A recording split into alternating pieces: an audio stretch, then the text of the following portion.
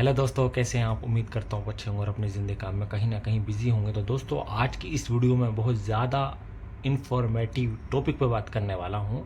Please ध्यान से समझिएगा। देखिए टॉपिक क्या है। कई बार आपने भी देखा होगा कि आप टिकट रेस करते हैं, लेकिन कई बार बात करने के बाद भी कुछ रेस्पॉन्स नहीं आता है। वो सिंपली जो है आपका हमसे कांटेक्ट करने के लिए धन्यवाद, कुछ इस तरीके का आपको मैसेज आएगा और वो अपनी जो चैट होती है वो क्लोज कर देते हैं।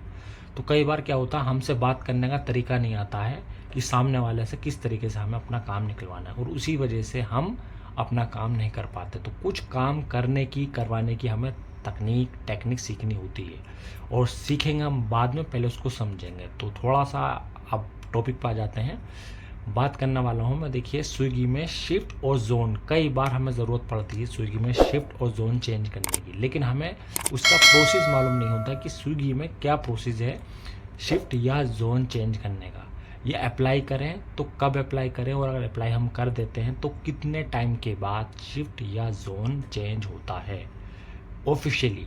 अब ये नहीं कि कोई फर्जी, मान लीजिए मैंने आपको ज़बानी बता दी कि 1 दिन के बाद होगी, 2 दिन के बाद, ऐसा नहीं है भाई।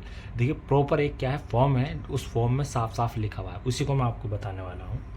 देखिए पहला क्या है, इसमें लिखा हुआ है कि अगर आप एक बार रिक्वेस्ट अप्लाई करते हैं शिफ्ट या जोन चेंज करने के लिए, स्पेशली जो है भाई शिफ्ट चेंज करने के लिए है, लेकिन सेम जोन चेंज करने के लिए भी सेम ऐसी होती है कि अगर एक बार आप अप्लाई करते हैं शिफ्ट के लिए, जैसे मान लीजिए आपने आज अप्लाई करा शिफ्ट के लिए, तो कल को उसका आंसर 4 बजे के बाद मिलेगा। इट मीन्स अगर आज के दिन में, आज की डेट में किसी भी टाइम आप कोई टिकट रेस करते हैं शिफ्ट चेंज या जोन चेंज करने के लिए, तो उसका आंसर कल आपको 4 बजे के बाद मिलेगा।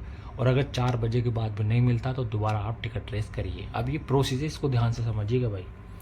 दूसरा देखिए प्रोसेस क्या है, इन्होंने ये कहा है कि अगर आपने कोई भी टिकट रेस किया है जोन चेंज करने का या शिफ्ट चेंज करने का, दोनों का सेम ही होता भाई, लेकिन मैं शिफ्ट का बता रहा हूँ, तो शिफ्ट का आप ध्यान से समझ लो।